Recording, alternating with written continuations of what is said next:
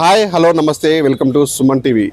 ఉద్యమాలకు అడ్డ మానకొండ గడ్డ ఆనాటి తెలంగాణ ఉద్యమం అంటే మే 10, 2028 తారీఖు నాడు 2010 తారీఖున జరిగినటువంటి ఆ ఉద్యమ ఘటన ఆ రోజు ఒకసారి మనం గుర్తిస్తూ ఆ రోజు ఏం జరిగింది, మలిదశ ఉద్యమం ఏ విధంగా జరిగింది, ప్రత్యేక సాక్షి అంటే ఆనాటి జేఏసీ జాయింట్ యాక్షన్ కమిటీ కన్వీనర్గా ఉన్నటువంటి డోల్ సత్యనారాయణ గారు మనతో పాటు ప్రస్తుతానికి ఉన్నారు అని అడిగి తెలుసుకుందాం. సార్ నమస్తే.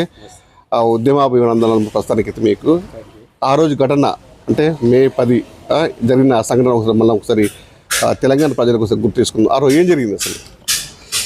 తెలంగాణ రాష్ట్ర సాధన కోసం తొలిదశ ఉద్యమం మలిదశ ఉద్యమానికి చారిత్రాత్మకమైనటువంటి ఘట్టాలు ఉన్నాయి.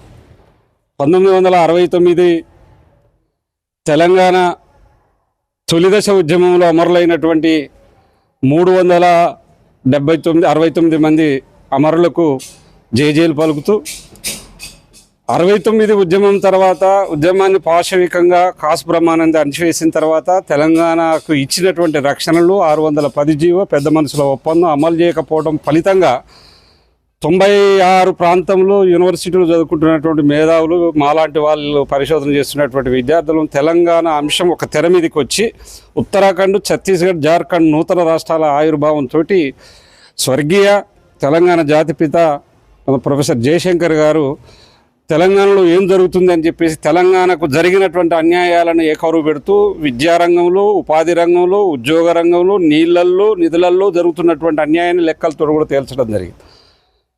సో ఎప్పుడైతే సీమాంధ్ర ఒక సంపన్న వర్గాల కుటుంబాలు పెట్టుబడి కేంద్రంగా చేసుకొని ఆర్థిక వనరులతోటి వలసీకరణ చెంది హైదరాబాద్ను అడ్డగా మార్చి రియల్ ఎస్టేట్లు, సినిమా స్టూడియోలు, ఇతర రాజకీయ రంగంలో అగ్రభాగాన నిలిచి రాజకీయ దోపిడీని కొనసాగిస్తూ ఈ ప్రాంతానికి చెందవలసిన వనరులు లేకపోవడం వల్ల తెలంగాణ వెనుకబడిపోయిందని చెప్పేసి మలిదశ ఉద్యమానికి పురుడు పోయడం జరిగింది. అట్లా ప్రారంభమైనటువంటి ఒక భావజాల వ్యాప్తి నీళ్లు, నిధులు, నియామకాల కోసం కొనసాగినటువంటి 96, 97 నుంచి జరిగినటువంటి ఒక భావజాల ప్రచారము 2001 టీఆర్ఎస్ ఆవిర్భావం వరకు కొనసాగింది. ఒక రాజకీయ ప్రకృతిని సంతరించుకుంది.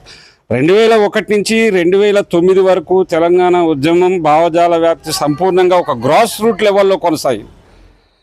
అంటే ఏ రంగాల్లో రైతాంగం నీళ్ళల్లో ఎట్లా అన్యాయం జరుగుతూ ఉంది, అదేవిధంగా ఉపాధి రంగంలో ఎట్లా అన్యాయం జరుగుతుంది, నిధుల దోపిడీలు ఏ విధంగా మొత్తంగా కూడా ఈ ప్రాంతానికి ఇవ్వాల్సినటువంటి ఆర్థిక పరమైనటువంటి నిధులను సీమాంధ్ర ప్రాంతాలకు తీసుకుపోయి దోపిడీ ఇస్తున్న సందర్భం కావచ్చు, విద్యాపరంగా యూనివర్సిటీలు లేక, ఉద్యోగాలు లేక, కొలువులు లేక ఏదైతే తెలంగాణ ప్రాంత ప్రయోజనాలకు ఇవ్వవలసినటువంటి చట్టబద్ధంగా ఇచ్చినటువంటి రక్షణలు అమలు చేయకపోవడంగా మలిదశ ఉద్యమానికి పునాది పడ్డది. అట్లా ప్రారంభమైనటువంటి ఉద్యమాన్ని ఓ పక్క రాజకీయ ప్రక్రియ, మరో పక్క రాజకీయ పోరాటంగా వివిధ రకాల పార్టీలు టీఆర్ఎస్ లాంటిది ఆవిర్భవించడం, అనేక ఉద్యమ సంఘాలు రాయడం, తుదకెట్టకేలకు 2009 డిసెంబర్ 9న సోనియా గాంధీ బర్త్డేను పురస్కరించుకుని తెలంగాణ రాష్ట్రాన్ని ప్రకటించడం జరిగింది. ఇక్కడ ప్రకటించిన తర్వాత అంటే అప్పటి వరకు కూడా తెలంగాణ ఇయనియం ఇచ్చినా ఊకో అసలు రాదన్నటువంటి సీమాంధ్ర ప్రాంతాలకు సంబంధించినటువంటి వాళ్ళు తెలంగాణ ప్రకటన రాగానే ఆ రోజు ఉండబడినటువంటి యూపీఏ ప్రభుత్వం మీద సోనియా గాంధీ విపరీతమైన ప్రభావితం చేశారు. ఎప్పుడైతే డిసెంబర్ 9 తెలంగాణ ప్రకటించిందో డిసెంబర్ 10 నుంచి జనవరి వరకు మొత్తం రాజీనామాల పరంపర కొనసాగింది. అసలు ఇక ఉమ్మడి ఆంధ్రప్రదేశ్ ఓ పక్కేమో తెలంగాణ కావాలి, ప్రకటించిన తెలంగాణను రక్షించుకోవాలి, ప్రకటించాలి, కొనసాగించాలి, రాష్ట్రాన్ని బిల్లు పెట్టాలని ఒక డిమాండ్. ఇంకో పక్కనేమో తెలంగాణ విడిపోతే మేము ఒప్పుకోమని చెప్పేసి ఇక్కడ ఆస్తులు ఉన్నాయి, హైదరాబాద్లో అంతస్తులు ఉన్నాయి, మా పెట్టుబడులు ఉన్నాయి, మొత్తంగా కూడా మేమే అసలు ఈ హైదరాబాద్ అభివృద్ధికి, తెలంగాణ అభివృద్ధికి మేమే బీజాలు వేసినామని చెప్పేసి ఓ పక్క ఇట్లా కొనసాగుతున్నటువంటి నేపథ్యం. తర్వాత ఈ 2009లో రాజకీయ పార్టీలన్నీ కూడా నిట్ట నిలువున చేరినాయి. ఇటు అసెంబ్లీ సాక్షిగా కాంగ్రెస్ పార్టీ, తెలుగుదేశం పార్టీ, ఇతర పార్టీలు, వైఎస్ రాజశేఖర రెడ్డి చనిపోవటం, అట్లనే ఈ వైఎస్ జగన్మోహన్ రెడ్డి ఇప్పుడు ఈ సందర్భానికి ఎందుకు మనం మే 28, 2010 మానుకోట ఘటన, మానుకోట మట్టిగడ్డ సాక్షిగా సీమాంధ్ర పెత్తందారి రాజకీయ వర్గాల యొక్క దోపిడీని ప్రశ్నించి తుపాకీ తూటాలకు ఎదురొడ్డే విధంగానైతే బుల్లెట్లను సైతం నిలబడి పోరాడి నిలిచిండ్రు. ఆ ఘటన మలిదశ తెలంగాణ ఉద్యమంలో తన చరిత్రను ఒక పేజీలో తాను రాసుకుంది. అందుకే ఆ రోజు పార్లమెంట్లో ఈ వైఎస్ జగన్ పార్లమెంటులో ప్లకార్డులు పెట్టాడు, తెలంగాణ ఇస్తే ఊరుకునేది లేదు అని. అంటే కాంగ్రెస్ పార్టీలో తన తండ్రి చనిపోతే ఓదార్పు యాత్ర పేరుతోటి మానుకోటలో చనిపోయినటువంటి డివిజన్లో ఈ చుట్టుపక్కల నియోజకవర్గాలు 2-3 నియోజకవర్గాలలో చనిపోయినటువంటి ఏది వైఎస్ వాళ్ళ తండ్రి వైఎస్ రాజశేఖర రెడ్డి మరణాన్ని తట్టుకోలేక చనిపోయినటువంటి వాళ్ళను ఓదార్పు చేసేందుకు ఒక 27 కుటుంబాలను ఓదార్చేందుకు ఆయన ప్రకటన చేయడం జరిగింది. సో ఆ రోజు మేము జేఏసీగా తెలంగాణ ఉద్యమకారులుగా ఆ రోజు ప్రభుత్వానికి రోషయ్య ముఖ్యమంత్రిగా ఉన్నాడు. ఓ పక్క ఆయనను బలహీనపరిచేటువంటి సందర్భం, తాను ముఖ్యమంత్రి కావాలని కలగలిగినటువంటి వైఎస్ జగన్మోహన్ రెడ్డి కాకపోవడం, సోనియా గాంధీ ఒప్పుకోకపోవడం, ఏదో జరిగిన రాజకీయ పరిణామాల నేపథ్యంలో ఈ ఓదార్పు యాత్రతోటి మానుకోటలోకి అడుగుపెట్టేటువంటి ప్రయత్నం చేస్తున్న సందర్భంలో నువ్వు ఎట్లా సమైక్యవాది జగన్ గో బ్యాక్ అని చెప్పేసి ఈ జగన్ ఓదార్పు యాత్ర పేరుతో తెలంగాణ గుండెల మీద నడిచే ప్రయత్నం చేస్తే బిడ్డ ఖబర్దార్ మానుకోటలో అడుగుపెట్టినవని చెప్పేసి ఒక 20 రోజుల కార్యాచరణ ఇచ్చిన వారు. ఆ రోజు తెలంగాణ ఉద్యమానికి సంబంధించినటువంటి ఉస్మానియా, కాకతీయ, జేఏసీకి సంబంధించినటువంటి విద్యార్థి సంఘ నాయకులు, జేఏసీ నాయకులు అంతా కూడా ఈ ప్రాంతంలో పెద్ద పెద్ద ర్యాలీలు నిర్వహించడం జరిగింది. అదేవిధంగా న్యాయవాదులు కూడా మొత్తంగా కూడా పెద్ద ఎత్తున ర్యాలీలు తీసి న్యాయస్థానాలు కూడా బహిష్కరించి జగన్ గో బ్యాక్ అని నినదించడం జరిగింది. ఇక్కడ మా కాలేజీ కేంద్రంగా మొత్తంగా జేఏసీ నాయకత్వం ఆ రోజు పిట్టల రవీంద్ర గారు, అదేవిధంగా వరంగల్ జేఏసీ, మేము ఇక్కడ మానుకోటలో జేఏసీ అంతా కలిసి తెలంగాణ వారంతా కూడా స్వచ్ఛందంగా మహబూబ్ గారు తరలి వచ్చినారు. అదే నేను చెప్పేది ఏంటంటే మే 28 ఘటన జరిగింది. 28కి ముందే వరంగల్ జిల్లా బంద్ పిలిపించినాం, మానుకోట బంద్ పిలిపించినాం. ఇక్కడ మా జగన్ వస్తే ఆ రైల్వే స్టేషన్లో అడ్డుకుంటామని చెప్పేసి కూడా చెప్పుల మూటలు ఏర్పాటు చేసి చెప్పులతోటి సమాధానం చెప్పడం జరిగింది. అదే తెలంగాణ లిబరేషన్ ఆర్మీ పేరుతోటి బస్టాండ్లో కూడా డూప్లికేట్ బాంబులు పెట్టి బెదిరించేటువంటి ప్రయత్నం చేయడం జరిగింది. లాస్ట్కు బాలు అని చెప్పేసి మా విద్యార్థి జేఏసీ సంబంధించినటువంటి వ్యక్తి జగన్ వస్తే ఖబర్దార్ అని చెప్పేసి బస్టాండ్ మూల మీద ఉన్న ట్యాంక్ మీదకి ఎక్కితే ఒక 3 గంటల సేపు పెద్దగా వాళ్ళు నిజంగా కూడా ఆత్మహత్య చేసుకునేటువంటి సందర్భం అన్నట్టు. అంటే ఆ రోజు మేమందరం కూడా ఒక రకంగా అండర్ గ్రౌండ్ పోయాడు.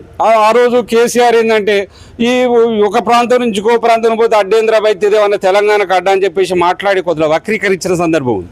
అరే తెలంగాణను వ్యతిరేకిస్తున్నటువంటి వ్యక్తులు తెలంగాణ ప్రాంతంలో ఓదార్పు యాత్ర వస్తే మనం ఎట్లా అనుకోవడం చెప్పేసి అప్పుడు మరి జేఏసీ పెద్దలు కోదండ గారు వీళ్ళందరూ పోయి కేసీఆర్ని కన్విన్స్ చేస్తే మే 26, 27 తారీఖున వాళ్ళు రావడం జరిగింది. ఆ రోజు ఇక్కడ ఒక స్థానికంగా ఒక ప్రైవేట్ కాలేజీలో హరీష్ రావు గారు, ఈటల రాజేంద్ర వాళ్ళంతా పిలిచి నన్ను పిలిచారు. ఆ రోజు మరి రాజకీయాలు అటు ఇటు అయినాయి కాబట్టి కాంగ్రెస్లో ఉన్నోళ్ళు టీఆర్ఎస్లోకి వచ్చి టీఆర్ఎస్ దాంట్లో పోయి ఎవరి వ్యక్తుల గురించి ఈరోజు మనం మాట్లాడుకోవద్దు. కానీ ఆ రోజు మరి ఈ ప్రాంతానికి సంబంధించిన ఎమ్మెల్యే 1,00,000 మందితోటి సభ పెడతాను, ఓదార్పు యాత్ర వస్తే జగన్ స్వాగతించింది మీ ఏం చేస్తారు అని నేను చెప్పాను. అప్పటికే తెలంగాణ ఉద్యమం ఉధృతంగా ఒక గ్రాస్ రూట్లో పోయింది. ప్రతి ఊళ్ళల్లో ఉద్యమ కేంద్రాలైనవి, శిబిరాలైనవి. తెలంగాణ డిమాండ్ను ఆ వేదిక మీద అన్ని రకాల పక్షాలు, రైతులు, విద్యార్థులు, కార్మికులు, కర్షకులు, మేధావులు, టీచర్లు, అనేక రకాల న్యాయవాదులు, వైద్యులు, అంటే తెలంగాణ డిమాండ్ చేయనటువంటి ఒక జీవి కూడా తెలంగాణ ప్రాంతంలో లేనటువంటి సందర్భం. ఆ రోజు మేము చెప్పిన ఇట్లా ఓ చైతన్యం వచ్చింది, జగన్ కనుక అడుగుపెట్టినట్లయితే ఖచ్చితంగా అడ్డుకుంటామని చెప్పేసి మేము ఆ రోజు కూడా అక్కడ ఏదో ఇల్లందు బైపాస్లో వైఎస్ జగన్మోహన్ విగ్రహం దగ్గర కూడా పెద్ద ఒక అమరవీరుల స్తూపాన్ని కూడా ఏర్పాటు చేసినాం. నరసంపేట జేఏసీ కూడా మొత్తం నెక్కొండ దగ్గర బార్కెట్లు వేసి ఒక ట్రాక్ మీద అడ్డుకునేటువంటి ప్రయత్నం చేసింది. అదేవిధంగా వరంగల్ జేఏసీ, అదేవిధంగా కాజీపేట జేఏసీ మొత్తం ట్రాక్ మీద అడ్డుకునేటువంటి ప్రయత్నం. అట్లనే జనగాము, అట్లనే ఇంకా మొత్తంగా కూడా భువనగిరి. అంటే వైఎస్ జగన్మోహన్ రెడ్డి ఆ రోజు ట్రైన్లు వచ్చేందుకు ప్రయత్నాలు కొనసాగిస్తున్నటువంటి సందర్భం. ఒకే బలగాలు ఒక దరిదాపుగా 3,000 మంది బలగాలను దింపడం జరిగింది. అంటే వైఎస్ జగన్ను ఆహ్వానించేందుకు ఆ రోజు ఈ ప్రాంతంలో ఉండబడినటువంటి వాళ్ళు రాయలసీమ నుంచి వచ్చినటువంటి కాంగ్రెస్ నాయకులు, భూమా కరుణాకర్ రెడ్డి లాంటి వాళ్ళు, వరంగల్లో ఉండబడినటువంటి అనేక మంది కాంగ్రెస్ నాయకులు, మాన్కోట సంబంధించిన అందరూ కూడా స్వాగతం చెప్పేందుకు రైల్వే స్టేషన్లో ఉంటే, ఓ పక్కనేమో జేఏసీ వాళ్ళందరూ కూడా నెహ్రూ సెంటర్లో పాటలు పాడుకుంటూ అందరూ కూడా కూర్చోవడం జరిగింది. అంటే తెలంగాణ ఉద్యమానికి సంబంధించి వ్యతిరేక శక్తులు, రాజకీయ వ్యక్తులు, రాజకీయ ప్రతినిధులు మానుకోటలోకి అడుగు పెడితే మీరు ఎట్లా స్వాగతం పలుతారు? రాదు ఒక కామన్ పీపుల్. అంటే ప్రతిఘటన తెలంగాణ ఉద్యమంలో కీలక ఘట్టమైన మానుకోట రాళ్ల ఘటన అనేది ఏ విధంగా ఉంది? ఇప్పుడు కూడా ఎవరు జనం మర్చిపోతారు మానుకోట రాళ్ల మహిమలని. మలిదశ తెలంగాణ ఉద్యమంలో మానుకోట రాళ్ల ఘటనే తెలంగాణ రాష్ట్ర సాధనకు ఒక స్ఫూర్తి. మానుకోట ఘటన రాళ్ల ఘటనే జగన్ను విరోచితంగా ఆయన అంతరంగిక సైన్యాలకు వ్యక్తులకు సంబంధించిన సైన్యాలు కలిపిన దాడులు ఆ రాళ్ళు వేయడానికి గల కారణం ఏంటి సార్? ఆ రోజు జరిగిన సంఘటన ఏంటి అని అంటే విపరీతమైనటువంటి అరెస్టులు ఓ పక్క కొనసాగుతా ఉన్నాయి. ఈ కాంగ్రెస్ పార్టీ వాళ్ళు తెలంగాణకు వ్యతిరేకంగా ఉన్నారు, ఇంకా ప్రకటించిన తెలంగాణ ఇస్తలేదని చెప్పి కోపంగా ఉంటాం. వైఎస్ జగన్మోహన్ రెడ్డి అనుచరులంతా కూడా రైల్వే స్టేషన్లో వాళ్ళు స్వాగతం పలికేందుకు వాళ్ళు వెయిటింగ్ హాల్లో ఉన్న సందర్భంలో అక్కడ ప్రజలకు వచ్చిన ఘర్షణ, అక్కడ ఆ పరిశీలన క్రమంలో వాళ్ళ మీద దాడి చేయడం, అనుచితంగా దాడి చేయడం, జగన్ నినాదాలు ఒకవైపు జై తెలంగాణ నినాదాలు, ఓ పక్క వైఎస్ జగన్ జిందాబాద్, జై జగన్ అంటే జై జగన్ కాదరా జై తెలంగాణ అనాలనేటువంటి ఒక సందర్భం. జై తెలంగాణ అనేటువంటి అనకపోతే మీకు అర్హత లేదన్న సందర్భంలో జరిగిన ఘర్షణ, ఆ ఘర్షణలో ప్రైవేటు వ్యక్తులు ప్రైవేట్ సైన్యం జరిపిన తుపాకుల కాల్పులలో ఓ పక్క కాల్పుతా అంట, మరో పక్క ప్రజలు దండిగా, ఎందుకంటే వాళ్ళని అందుకొని విరోచితంగా ఆ రోజు వాళ్ళు చెప్పినటువంటి ప్రకటనలు, వాళ్ళు ఇచ్చిన స్టేట్మెంట్లు, తర్వాత వాళ్ళు పెట్టిన మా మీద పెట్టిన కేసుల సందర్భం కూడా సుమారు 6 కేసులు నమోదైనాయి. 6 ఆర్మ్స్ కేసు పెట్టారు, మా మీద నాన్ బెయిలబుల్ కేసు పెట్టారు, జైలు పోయి ఇచ్చిన సందర్భాలు ఉన్నాయి. మొత్తం కూడా వాళ్ళు కొండా సురేఖ, కొండా మురళి, భూమా కరుణాకర్ రెడ్డి వాళ్ళంతా కూడా ఎవరైతే ఉన్నారో వాళ్ళ మీద కూడా మేము కేసులు పెట్టడం జరిగింది. అంటే కోదండరాం మీద, మా మీద మెయిన్ విక్టిమ్స్ చేసి మొత్తం కూడా మా మీద కేసు పెడితే నేను కూడా ఫిర్యాదు చేయడం జరిగింది. అంటే ఆ రోజు వాళ్ళు ఇచ్చిన స్టేట్మెంట్ ప్రకారమే తెలంగాణ ఉద్యమానికి ఒక స్ఫూర్తిని, ఒక జవసత్వాలను, పోరాడేటువంటి ధైర్యాన్ని, మనోసంకల్పాన్ని కల్పించినటువంటి ఘటన. అందుకే కాకపోతే ఏంటంటే ఇక్కడ జరిగినటువంటి ఘటన తెలంగాణ ఆవిర్భావం తర్వాత రాజకీయాలు వీరు వీరైన కాబట్టి మనం వ్యక్తుల ప్రస్తావన చేస్తే బాగుండదు. ప్రజల చైతన్యం అనేది తెలంగాణ సాయుధ పోరాటంలో దొడికొగురయ్య, అదేవిధంగా వీరవనిత చాకలి ఐలమ్మ పోరాట స్ఫూర్తి, ఈ ప్రాంతంలో తెలంగాణ సాయుధ పోరాటకుండబడినటువంటి ఒక బీజాలు, పోరాట శక్తి, పోరాట రూపం అనేది ప్రజలు స్వీయ అస్తిత్వ పోరాట చైతన్యంగా తెలంగాణ పోరాటంలో ఇది లిఖించదగినటువంటి అంశం. అందుకే ఉద్యమంలో అంటే బుల్లెట్లు ఎదురొస్తున్నా కూడా ఎదురొడ్డి కూడా రాళ్ల వర్షం కురిపించి గో బ్యాక్ అంటున్నావు. అప్పుడు ఆ ఉద్యమకారుల పరిస్థితి ఈరోజు ఏ విధంగా ఉంది సార్? వాస్తవంగా తెలంగాణ రాష్ట్ర ఆవిర్భావం తర్వాత తెలంగాణ ఉద్యమాలకు కించిత్ గుర్తింపు కూడా ఇవ్వలే. ఆ రోజు కాల్పుల్లో చాలామంది, దరిదాపుగా 13 మంది గాయపడ్డారు. వాళ్ళందరికీ కూడా మేము జేఏసీ పరంగా కూడా కొంత వైద్య సదుపాయం ఇచ్చినాం. తర్వాత కొలువుదీరినటువంటి తెలంగాణ రాష్ట్రం టీఆర్ఎస్ గవర్నమెంట్ కూడా అనేక రకాల నివేదికలు ఇచ్చారు. ఏదో ఓదార్పు ప్రక్రియతో 5-5 లక్షలు 6-6 లక్షలు ఇచ్చి వాళ్ళడు కనీసం అంత ఒక విరోచితంగా ప్రజల మధ్యన ఉండి ఒక స్ఫూర్తినిచ్చినటువంటి ఆ ఘటనలో ఆ నష్టపోయినటువంటి వాళ్ళకు ఇంత ఇంటికి ఒక ఉద్యోగం ఇచ్చి వాళ్ళు, ఎందుకంటే ఇలా వేల కోట్ల రూపాయల సంక్షేమ పథకాలని చెప్పేసి ప్రభుత్వాలు ప్రకటిస్తూ ఉన్నాయి.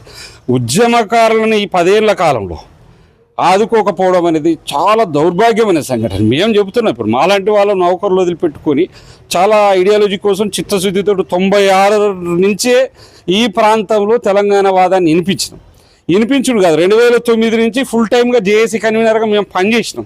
ఎక్కడా కూడా తెలంగాణ ఉద్యమాన్ని తాకట్టు పెట్టడమో, తెలంగాణ రాష్ట్రమే ఏర్పాటు కావాలనేటువంటి ఒక ప్రత్యేకమైనటువంటి ఆకాంక్షనే బలంగా ఉంది తప్పితే రాజకీయ ప్రయోజనాలను కాంక్షించి, ఎందుకంటే ఈ తెలంగాణ ఉద్యమం నాకేమిస్తుంది, ఈ తెలంగాణ ఉద్యమంలో పాల్గొంటే నాకు రాజకీయ పదవి దక్కుద్దా, లేకపోతే ఇంకేదైనా ఆర్థిక లబ్ధి పొందుతామా, లేకపోతే ఇంకో రకమైన పొందునేటువంటి వ్యక్తులు వేరుగా ఉండొచ్చు.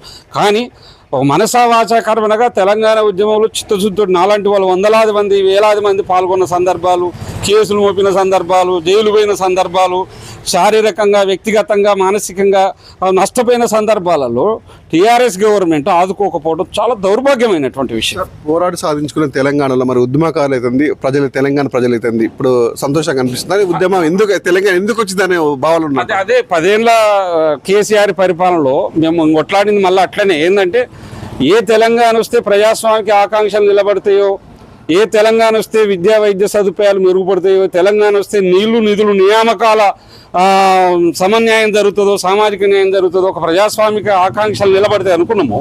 10 ఏళ్ల పాలన ఎడిక్టెడ్. ఎందుకే 14లో కేసీఆర్ అధికారంలోకి వచ్చే ముందే తన రాజకీయ పార్టీని ఫక్తు రాజకీయ పార్టీగా మలిచింది. అంటే ఏమైంది, తెలంగాణ వ్యతిరేక శక్తులంతా కూడా టీఆర్ఎస్లో చేరిపోయారు. ఎవడు ఉద్యమకారుడు, ఎవడు రాజకీయ ప్రయోజనం లాసిందని అర్థం కాకుండా రాలేసిన వాళ్ళు కూడా ఇప్పుడు మొత్తం దాంట్లో ఉన్నట్టు తెలుస్తుంది. అంటే వాస్తవంగా ఏంటంటే మేము కోరుకున్నది ఏంది, ఆ 10 ఏళ్లలో కనీసం ఒక తెలంగాణ భవన్కి పిలిచి మా పక్కన నిలబడ్డోళ్ళు మంత్రులు అయింది. ఆ 10 ఏళ్ల కాలంలో చాలా పెద్ద పెద్ద శాఖలు నిర్వహించారు. కానీ మాలాంటి వాళ్ళను పిలిచి ఒక ఆప్యాయతగా ఈ ఉద్యమాల్లో పనిచేసిందనేటువంటి కించిత్ గుర్తింపును కూడా ఇవ్వకపోవడం అఘోరపరి పోనీ వ్యక్తిగతంగా నష్టపోతే, ఎందుకంటే భూమి పుట్టిన కానీ అనేక పోరాటాలు జరిగినాయి. చరిత్రలో పోరాటాలు శాశ్వతమైతే కనీసం చరిత్ర అన్నగా నిలబడాలి కదా. ఇవాళ ఏమవుతుంది అని అంటే మాలాంటి వాళ్ళం వేలాది మంది ఉద్యమాలను నిర్మించిన వాళ్ళు ఉన్నారు, త్యాగం చేసినటువంటి వాళ్ళు. త్యాగదనుల బలిదానాలతో తడిసినది మాగానం, వీరుల నెత్తురు పంట వేగుచుక్కరా తెలంగాణ అన్నారు. ఎందుకంటే ఇవాళ చరిత్ర ఏం చెబుతుంది? చరిత్ర వాస్తవంగా వక్రీకరించబడుతున్నది. ఇవాళ తెలంగాణ ఉద్యమకారులు తమ చరిత్రను తాము